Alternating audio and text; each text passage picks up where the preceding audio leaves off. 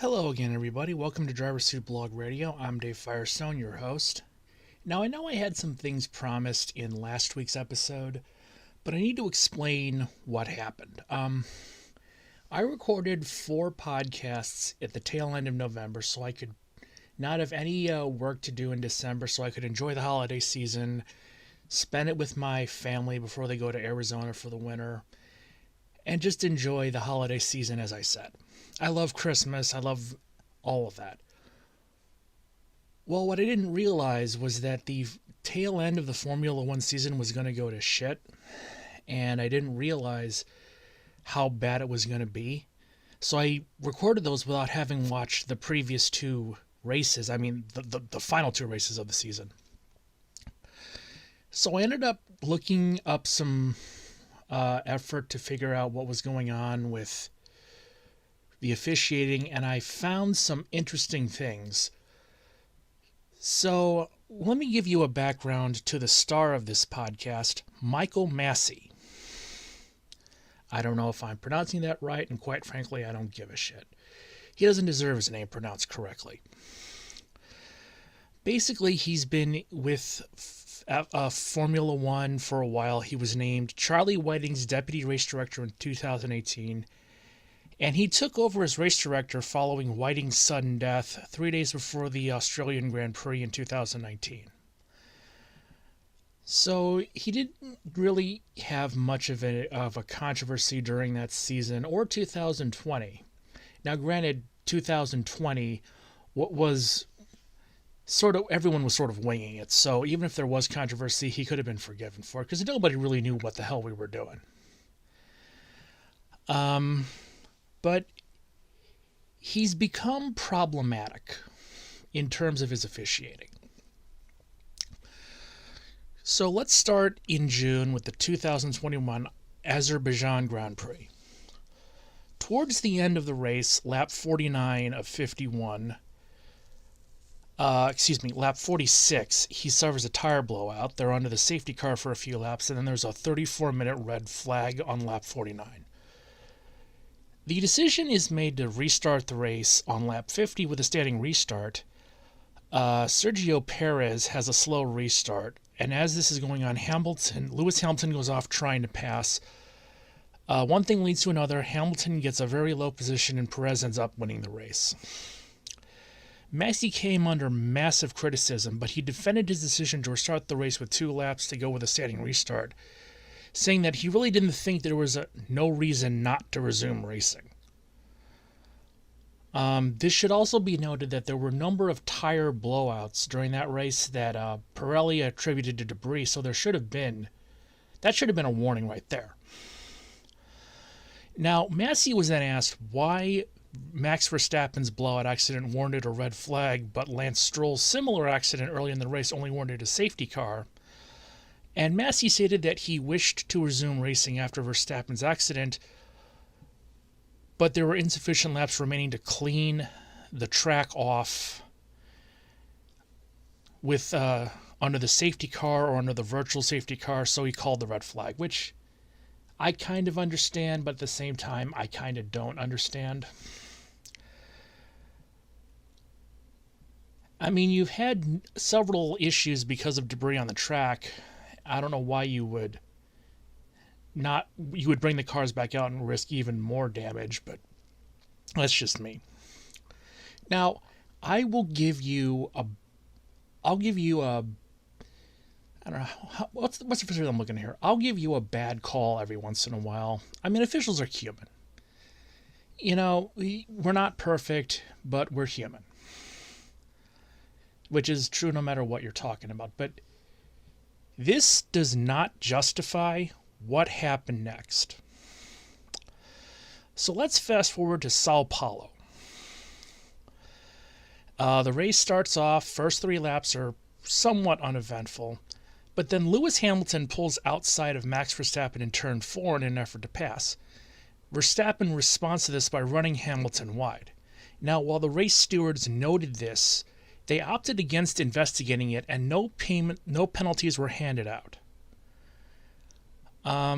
when basically they said, okay, we're looking into it, we didn't find anything, even though there was clear video evidence of Verstappen running Hamilton off the track, they didn't do anything. Here's where things begin to go weird. After the race, he was initially asked if the FIA had access to the in-car video when making the call during the race, but for some inexplicable reason, they don't. Massey said, and I'm quoting now, "No, it was only the cameras that are broadcast, as I've said before," which is basically what we have access to throughout. So I'm going to ask this question. You put the cameras in the car. This is not something that the broadcast team is doing themselves. Formula One installs the cameras in the cars, do they not? Because every broadcaster in the world has access to them. So why doesn't the FIA? I mean, it's not rocket science. If you can see something on broadcast TV, you should be able to use it in an official capacity. I mean, that's how it works in most American replays. But no, in Formula One, for reasons that are never fully explained, the officials don't have access to in-car cameras, even though they are available to the broadcast team. I don't know why. Again, it makes no sense. Not long thereafter the race, Michael Massey basically said, you know what? We did screw up. Verstappen did move Hamilton off the track. We should have penalized them, but we didn't. Again, where is the logic here? I mean, I don't understand this. You have, obviously, it's a penalty. With any other, if Charlie Whiting was still there, it would still be a penalty. Why is it being ignored? Like, why don't you have access to a clear view of the penalty, and why do you not want to penalize it? I just don't understand this. Now, we had the Belgian Grand Prix, which we will get to in a few minutes. But now, I need some water. Hold on.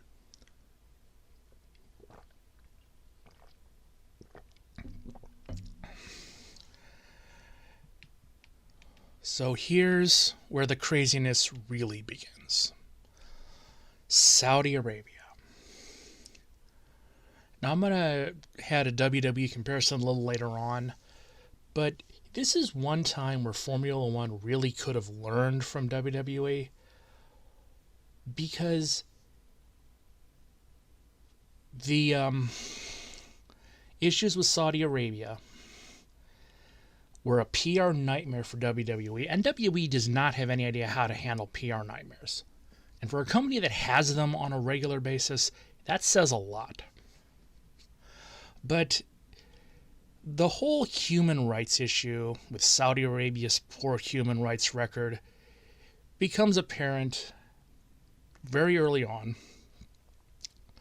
Most of the drivers speak out over the controversy. And again, the WWE analogy does come into play. But also, like WWE, the shows usually did have problems. In fact, I challenge you to find one Saudi Arabia show that didn't have a controversy attached to it. Well, Formula One is going to learn this the hard way. Because the PR problems continue as the track, the Jeddah Corniche circuit, I don't care if that's pronounced correctly either. It's in Jeddah, Saudi Arabia. It wasn't finished as a track until 2 weeks before the race started. Literally 14 days before the green flag, the track was finished. And this is amazing to me on a number of levels. This was, I think, the first time that they've ever raced in Saudi Arabia. And wouldn't you have something ready to go like months before, so you can do tire testing? I mean, granted, the idea of testing for Formula One seems to be a foreign concept the 2005 U.S. Grand Prix, especially as an example. But I digress. So, during the first practice, Lewis Hamilton is placed under investigation for not slowing for yellow flags. It's later discovered that the marshal who was waving the yellow flags did so mistakenly, and Lewis Hamilton is absolved of any wrongdoing, which, okay, fine. Someone made a mistake. Okay, I get that. What I don't understand is why it took until qualifying to discover that the mistake was made. Furthermore, this seemingly inexplicable delay, to the best of my knowledge, has never been addressed. So the race starts without a hitch, and then Mick Schumacher hits a barrier. For some reason, race control takes several minutes under the safety car to deploy a red flag, even though the risk was obvious. It took them a while to deploy the safety car. You got a safety issue, you got a safety car, you're not going to be able to clear it under the safety car, so red flag the race. Why would you take as long as you did with the risk there to red flag the race? I don't know. So in between the yellow flag being thrown and the red flag being thrown, several drivers make pit stops, obviously. But because of the red flag, the drivers who didn't basically got to come in and change tires, and they basically got a free pit stop.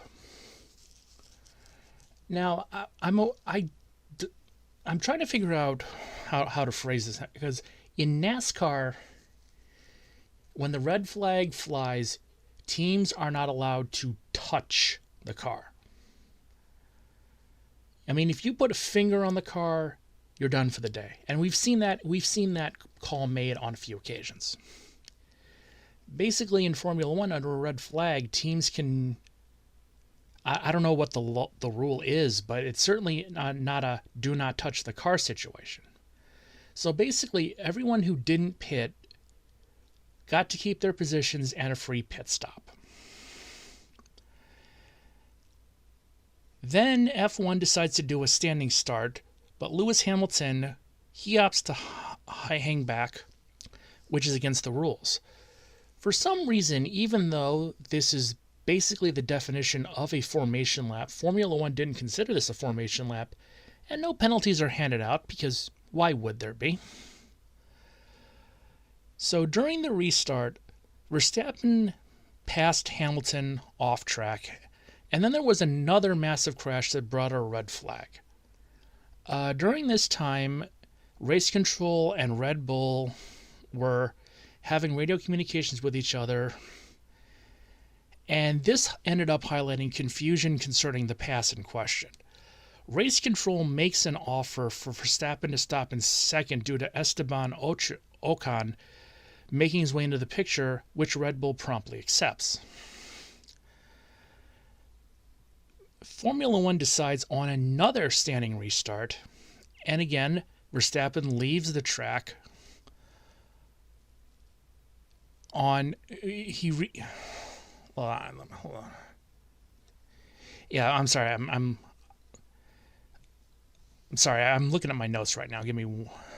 Okay, so on another standing restart, Verstappen leaves the track in an effort to pass Hamilton again and is promptly ordered by race control to give the position back to Hamilton. This information, bizarrely, is never given to Lewis Hamilton or his team. Max Verstappen responds to this order by just randomly slamming on his brakes in the middle of the track, which Hamilton is completely unprepared for, and the two of them end up wrecking. This information was, after this crash, given to both drivers, and Verstappen complied. Hamilton goes on to win the race. During post-race interviews, both are summoned by race control. Verstappen is basically given a 10-second penalty when he was 16 seconds above third place, so it really doesn't affect anything. And Now in the point standings, Hamilton and Verstappen are tied for first place, which is critical for what's happening next.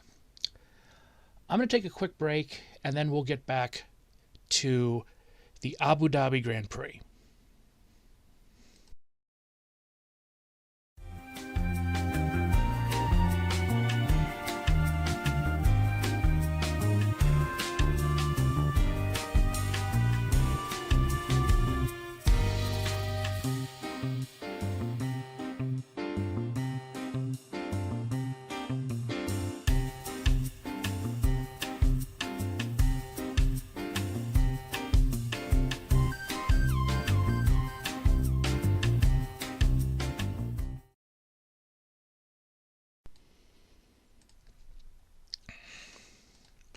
Three, two, one. Welcome back to Driver's Seat Blog Radio. I'm your host, Dave Firestone, and we're continuing Michael Massey's 2021 Formula One controversies. And the final race of the season, the Abu Dhabi Grand Prix, is where a lot of people turned on Massey. Max Verstappen wins the pole, and Lewis Hamilton is in second. I need to remind you again that both drivers are tied for first place. So this is a to the victor go the spoils type of thing. So during a pass attempt by Hamilton, Verstappen forces Hamilton off the track. Now, this should have immediately and unconditionally resulted in a penalty. Red Bull argues with race control, and the stewards look into it. And after a while, it's announced that no penalty is issued. The quote-unquote official response is that Hamilton did not have whatever advantage Hamilton had, he gave back, and so as such, he doesn't deserve a penalty. What? You commit a penalty, but because you lose any advantages you might have gotten through the penalty, that somehow you didn't commit the penalty? I don't understand this. He broke the rule. Whether or not he gained an advantage by breaking the rule should be irrelevant. He broke the rule. I mean, how difficult is that? You overlook a penalty? I'll get into that in a few minutes. So the race goes on until about lap 53 when there's a crash and the safety car is brought out. Now, during this time, Max Verstappen pits, and there are 5 lap cars between Hamilton in first and Verstappen in second. For reasons that were never fully explained, these 5 cars are kept in between the first 2 cars for most of this period. They are allowed to overtake, and the minute the last one overtakes, the announcement is instantaneously made that they're bringing in the safety car for a 1-lap shootout in the final lap. Now, this doesn't really sit well with anybody, but it goes ahead anyway. Now, Verstappen had pitted for soft tires. Hamilton didn't pit at all. So as such, Verstappen was faster and overtook Hamilton to win the race and the championship. A lot of the F1 fan base was not happy about the way this race finished. Hamilton fans were especially pissed, and I can understand that. The officiating here was amazing. Planet F1 and a few others compared it to WWE. I disagree with that, for the sole reason that WWE, whatever the officials do, they're supposed to do. I mean, do they make mistakes every once in a while? Yes, but if a referee doesn't see a rule being broken, that's supposed to happen. If a referee ignores a rule, that's supposed to happen. Basically, officiating incompetency in WWE is part of what's supposed to happen. This is a real sport. This is not WWE. This is a real... Like, the officiating here, I can compare to... I mean, I could give so many examples, but it's just a bad officiating. But I also have a question about Michael Massey's position. Because it's not like he's at the top of the food chain. There are others who are above him. So there are others who are clearly aware of what he's doing, how he's doing it, what he's messing up, and how he's messing up. And they don't come to him and go, you're not doing a good job. You're screwing up a lot. You're costing us money and you're making us look bad.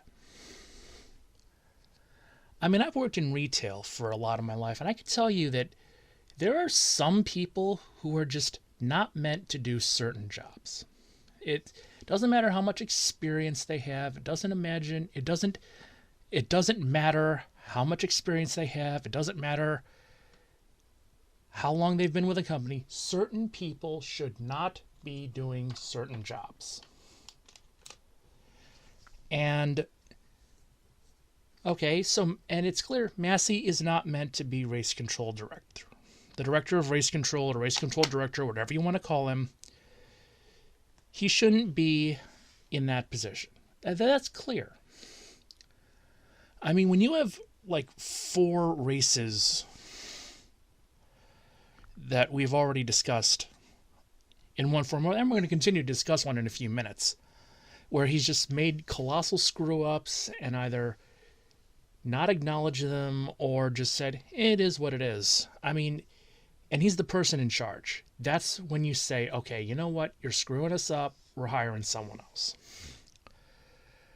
But Formula One does not want to do that. Now, I'm going to clear something up because there was another thing that a few fans said that I don't agree with. No, Michael Massey did not throw the season to Red Bull. I don't think he did intentionally. I think he's just incompetent. I don't think that there were people bribing him to move the race to Red Bull's side. And here's why. There's no way that this could have happened without a paper trail of some kind being left. That's what these conspiracy theorists, especially in sports, don't understand. It's impossible to do it that doesn't leave a paper trail. Anyway, if you want to try to bribe someone, it's not like this is like a local track where if you want to bribe the official and you're the owner of a restaurant, you can give them a free side or a free appetizer. The amount of money that it would take to bribe the lead official is such that no company would be willing to sign off on it. And even if the head of the company wants to sign off of it, I guarantee you the lawyers ain't going to go along with that. I mean, the lawyers would never say, oh yeah, this is cool, we'll sign off on it. Like, remember a few years ago when Jeremy Mayfield had spoken out about Brian France's painkiller addiction, and supposedly Brian France adjusted his drug test so that he would fail? No, he didn't. Because the lawyers would never allow it. And if they did, you'd fire them and get new lawyers who wouldn't tolerate this. Okay, so let's not make it seem as though bribery is the issue here, because it's not. This is just incompetency. I mean, he was the assistant director for less than a year before he got the job. And if this is the best he can do, I'm sorry, but get rid of him. He's just not good. But Formula One wasn't done embarrassing themselves. Oh, no.